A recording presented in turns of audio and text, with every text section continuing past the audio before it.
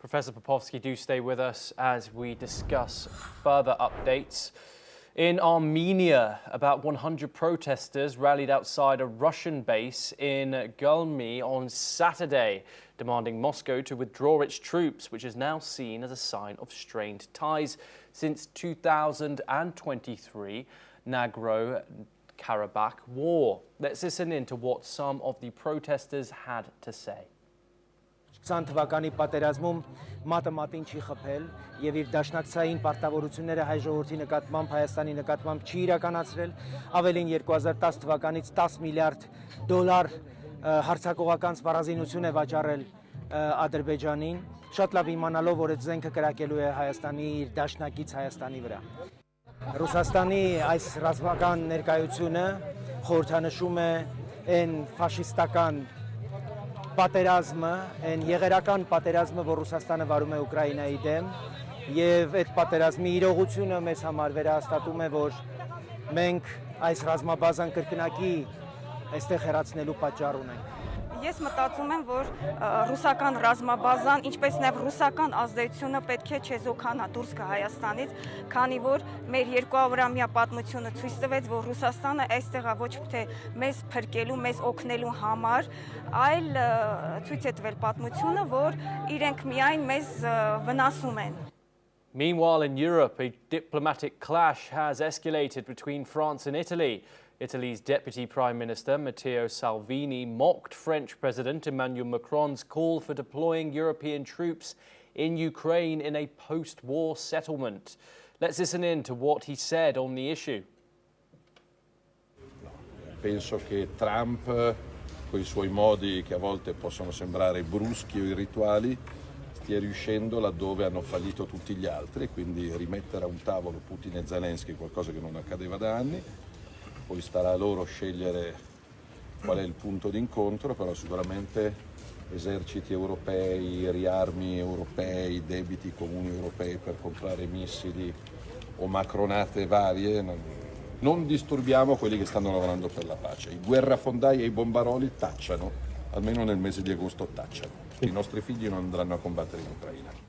Following this, Paris summoned Italy's ambassador, warning the remarks undermined trust between the two countries. The incident adds to a history of friction over migration, European policy and security since Giorgia Meloni's government took office.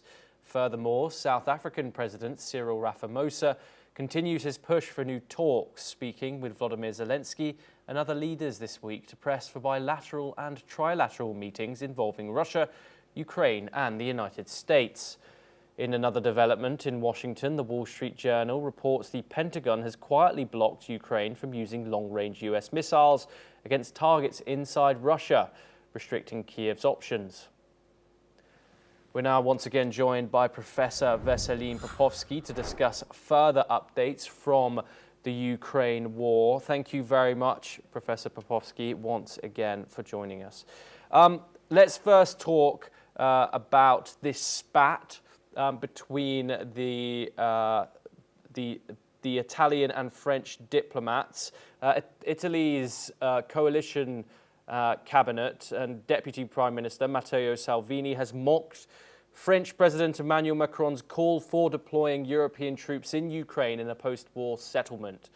Your thoughts on this? Giorgia Meloni, of course, is a member of the coalition of the willing. She was present at that Washington meeting with Zelensky.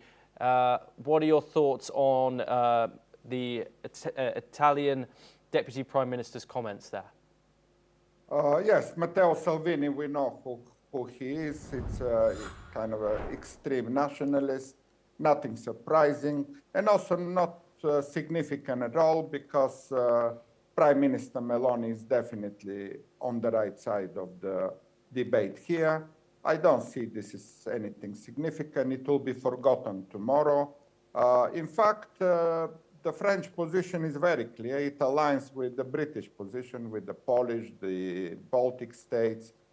There should be troops on the ground in Ukraine. And what Matteo Salvini is simply trying to say that this may not be acceptable. He's basically voicing the rejection of the Russian foreign minister, also Lavrov, that they will never allow any NATO troops on the Ukrainian territory.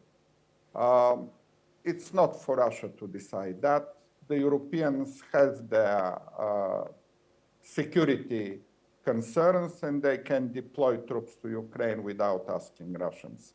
So definitely this is not anything, doesn't change anything. You mentioned correctly, Thomas, that the Italian coalition is a little bit fragile, exactly because to have the majority in the Italian parliament, they have to also rely on the votes of this extreme nationalist, and he's also deputy prime minister. It's a fragile coalition, but I don't expect much of a trouble in the future on this point. Professor Veselin Popovsky, thank you very much for joining us here on NewsX World. Pleasure to have you as always. We now move over to the United States, where